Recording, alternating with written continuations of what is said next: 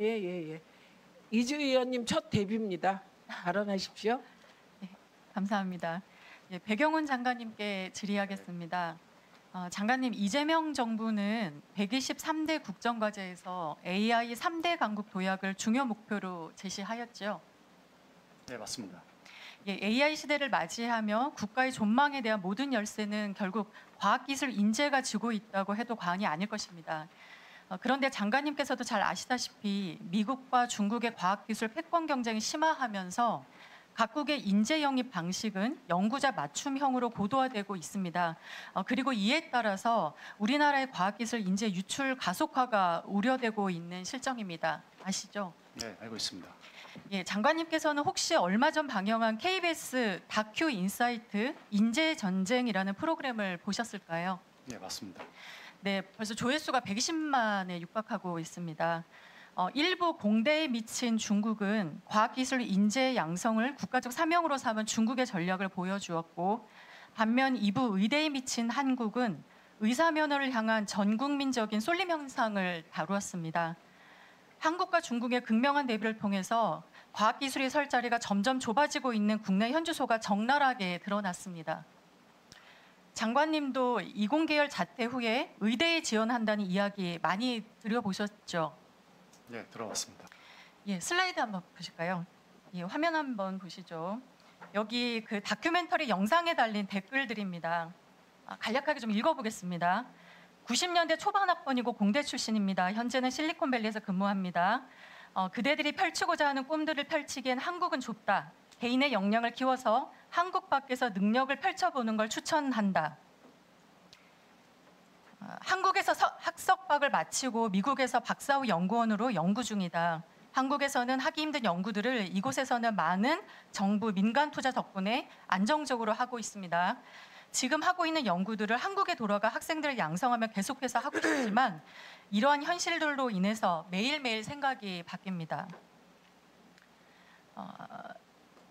예, 캐나다로 이주한 공대생입니다. 내 자식 태어나는 것도 못 보면서 한국에서 일했습니다. 캐나다에서는 100% 완전히 똑같은 일을 하면서 연봉은 2배 정도 받고 있습니다. 제 근무 시간은 6시 반부터 오후 3시까지입니다. 한국에서는 주말에도 할 수 있을까 말까 한 일을 여기서는 평일에 할 수 있습니다.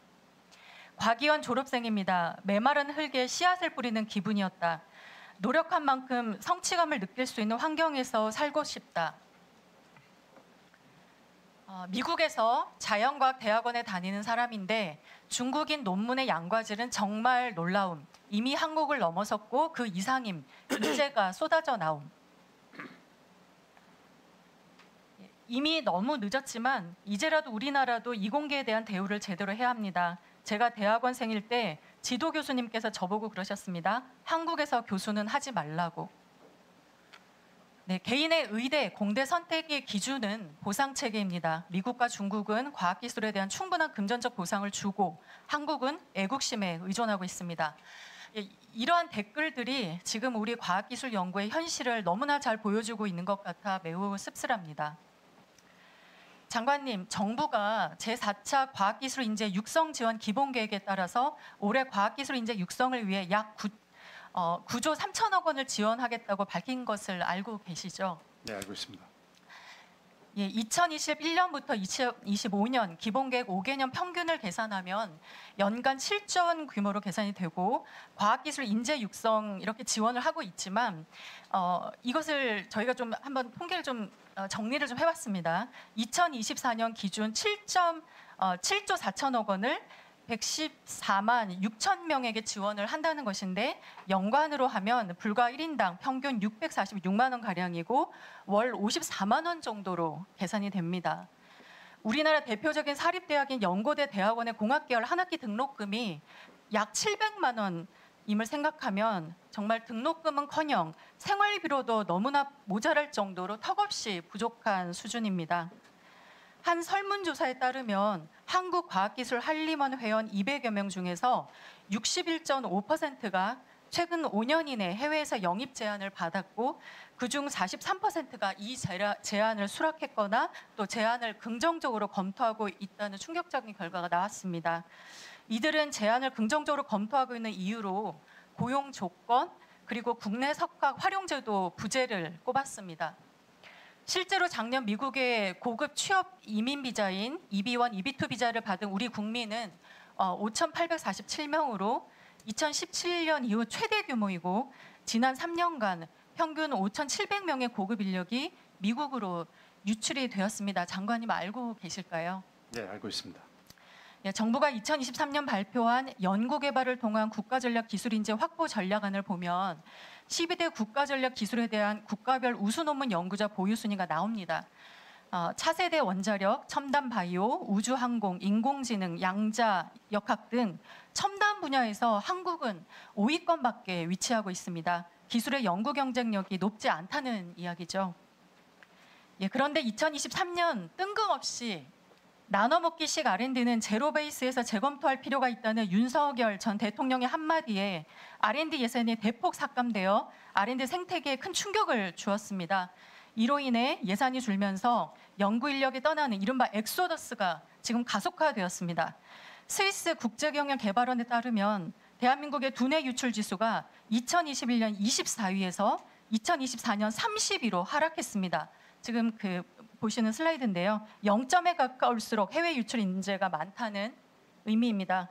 우리나라의 순위가 조금씩 높아지고 있다가 윤석열 정부 들어서 낮아진 이후에 줄곧 30위권으로 밀려나 있습니다. 한국과학기술기획평가원 보고서에 따르면 미국에서 박사학위를 취득한 후 귀국하지 않고 미국에 체류 의사가 있는 한국인 비율도 2023년 71.1%로 집계되어서 2021년, 2022년보다 크게 지금 증가하고 있는 현실입니다. 정부가 올해 9조 3천억 원 투자하겠다고 하지만 아직 너무나 부족합니다. 과거 정부가 4대강 사업 50조 원 투자했었지 않습니까?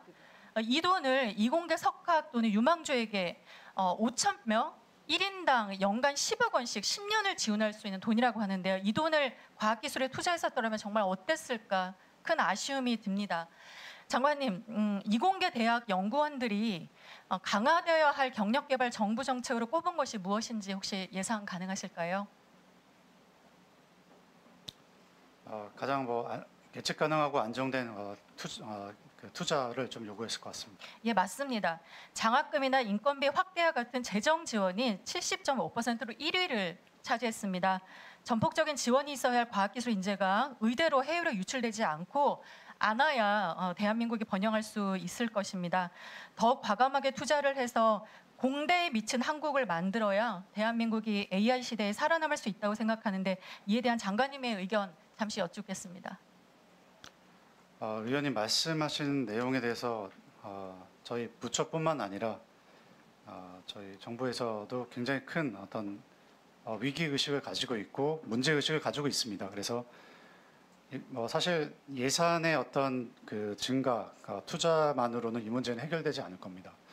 그래서 출연연의 어떤 PBS 문제, R&D 예타 폐지, 그리고 이공계 학생들이 마음껏 연구할 수 있는 환경 조성, 그리고 정부의 투자뿐만 아니라 민간의 적극적인 어떤 투자 참여 이런 것들이 복합적으로 이루어져야 이 문제들이 하나하나 해결해 나갈 수 있다라고 생각합니다. 이 문제는 사실 AI 3대 강국을 만드는 데 있어서 가장 기본적으로 해결해야 될 첫 관문이라고 생각합니다. 이 부분에 대해서 더 관심 갖고 더 적극적으로 해결하기 위해서 노력하도록 하겠습니다. 예, 수고하셨습니다. 이정헌 위원님 질의하십시오.